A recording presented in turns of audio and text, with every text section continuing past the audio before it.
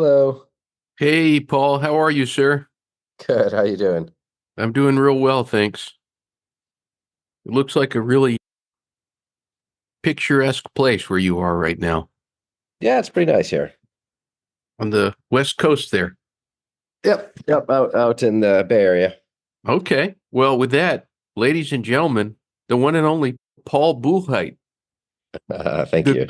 the creator of Gmail, the man who developed Google AdSense, Google employee number 23, and he's so kind to come on here and answer a few questions about email and some other things. The thing that occurs to me is that this year, it's been 20 years since Gmail was born, and it's just become such a big part. Like, there's not a day that goes by that I don't look at my Gmail. Is it what you envisioned it would be? Yeah, I think so. It's done pretty well. I mean, it hasn't changed tremendously recently, but I think that it's grown into the product that we had envisioned. I'm kind of excited to see actually what they do with the Gemini integration. I think that could be a very major upgrade, probably the biggest improvement really since we launched the product. Is there anything that your imagination conjures when you think about that Gemini integration? Oh, absolutely. So, the original concept for what we were doing with Gmail was that it should be like a smart assistant that does more of the work for you so that you don't have to. And so that was, the thinking behind a lot of the features, like you making it search centric so that instead of having to file everything in folders, which is what people used to do, you can just archive the email and then go find it later. The same thing with conversation view, brings the whole conversation together in one page, the spam filter, all of these things. The idea is to try to do as much of the work for you. But of course, we were limited at that time because Google had not yet invented AI. So we weren't able to do all of those things. But, if you think about all the things that you would do if you had kind of a super smart assistant built into your inbox, those are all, potential product improvements. So, for example, if someone sends a bunch of legal documents, it might be nice if it would automatically summarize what's going on in those documents. What are the key points? Is there anything exceptional? I do a lot of startup investing, so for me, I would love if it would pull out even just like what is my current ownership after, this current round of financing, for example. When you think about those early days of when Gmail was but a dream, when it hadn't yet been released, what was the goal? You mentioned that some of these things about really being intuitive or really helping with organizing ideas. What was the original goal? I mean, that's really exactly it. It's just to make a product that makes it as easy as possible to manage your email. And so, there were a couple elements to that. So one thing to remember is that back, when we launched this in 2004, the world of email was kind of split between desktop clients like Outlook, where the email would kind of be like stuck on your computer. And then, if you lost your computer or it crashed or something, your email would be gone. Or webmail like Yahoo and Hotmail, but those were very clunky and crude products. It wasn't something that anyone would want to use in a professional capacity, and they also gave just very little storage. So at the time that we launched, Yahoo was giving 4 MB, which people can't even remember what 4 MB is anymore. That's about the size of one photo on your iPhone. Was the entire quota that you would get on Yahoo, and then Hotmail was even worse. They only gave you 2 MB. So, what we built was a really kind of a new category, which is that for the first time, we built a web-based product that was actually a superior interface to what you would get on the desktop. It was fast, it was available everywhere, and we gave away 1,000 MB of storage. So, you know, the competition gave you 2 MB or 4 MB, and then we said, how about 1,000? Talk about raising the bar. I was reading that there's now 2 billion Gmail users. And when you think about how many people on Earth, it's About a astonishing. quarter of them were 3/4 of what 1/4 of the way there. What does that feel like, Paul? I think it's pretty cool. I mean, that was always the dream, of course, is to make something that that people will love.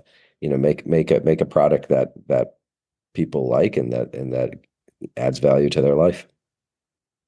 Has there been anything about Gmail that has surprised you?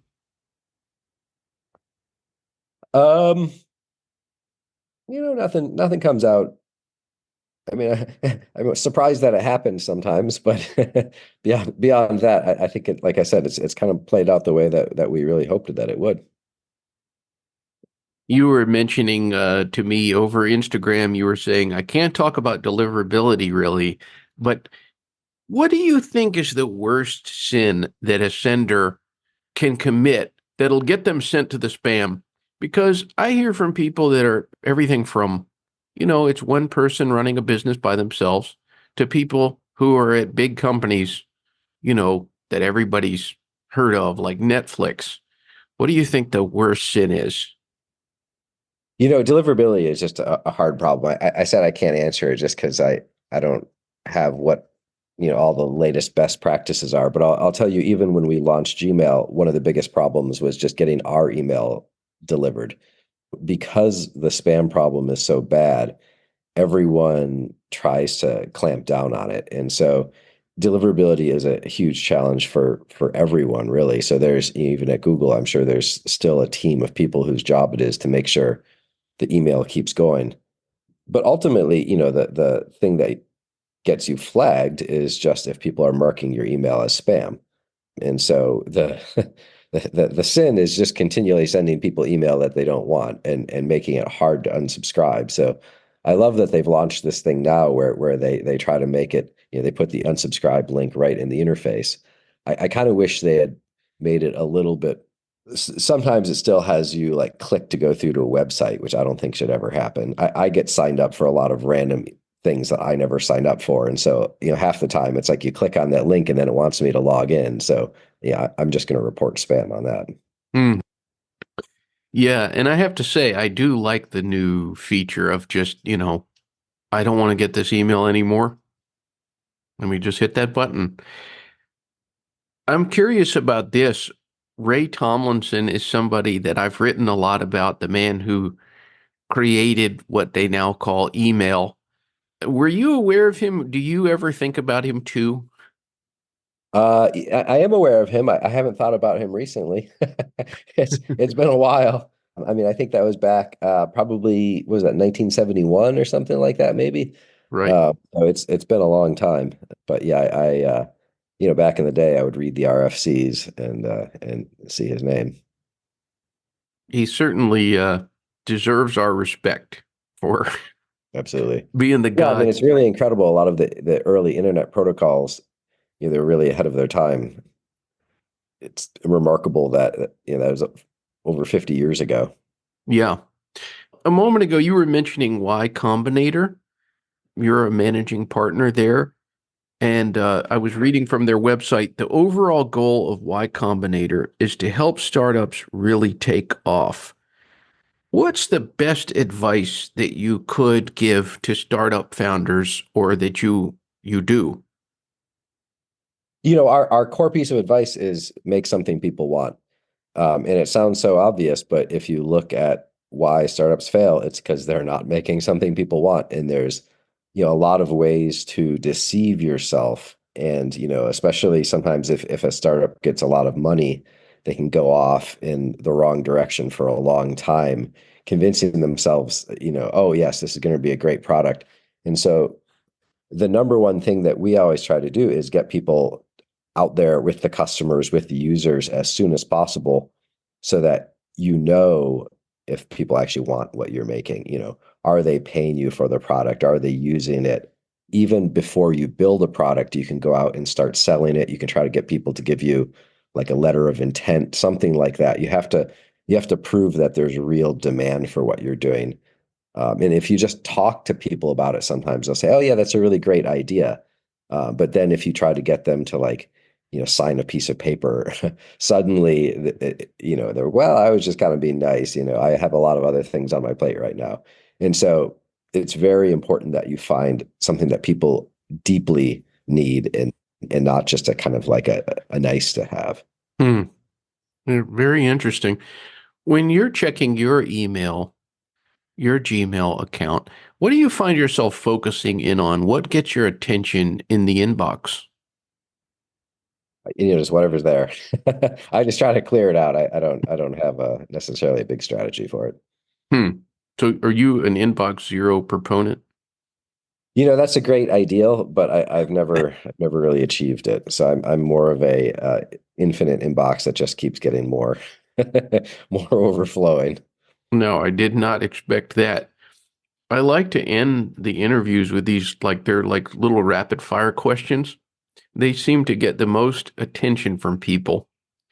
So, do you have any email pet peeves?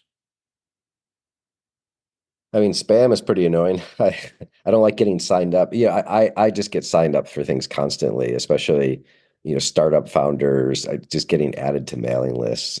That would be by far my most least favorite thing is just all the unsolicited mail.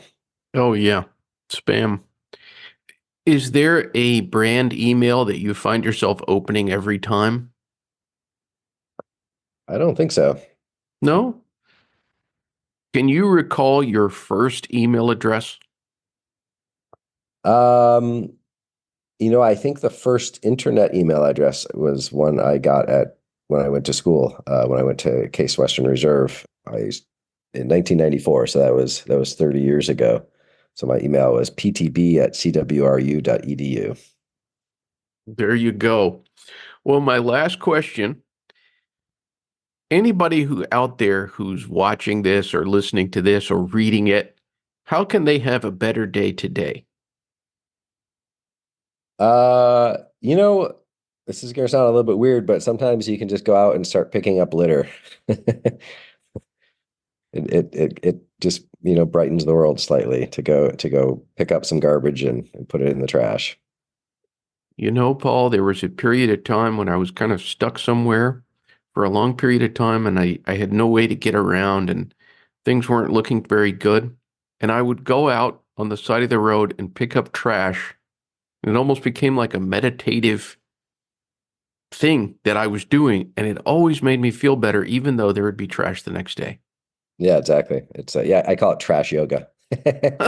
How Just about walk that? walk along the throughout the neighborhood and look for little bits of garbage to pick up. Well, you're checking your Instagram, and then a few minutes later, you're talking to the man who created Gmail. I did not see that coming today. Paul, thank you so much for spending time with me. It's been a true pleasure. Great. Glad to talk to you. All right, sir. All Until right. next time. Great. Thanks. Adios. Bye. For so many people around the world, Gmail is their email service of choice. Gmail has now been around for more than 20 years. It's made email more helpful, faster, organized, and intuitive. Paul Buchheit, we salute you for changing email and making it infinitely better. We owe you a debt of gratitude. Thank you, Paul.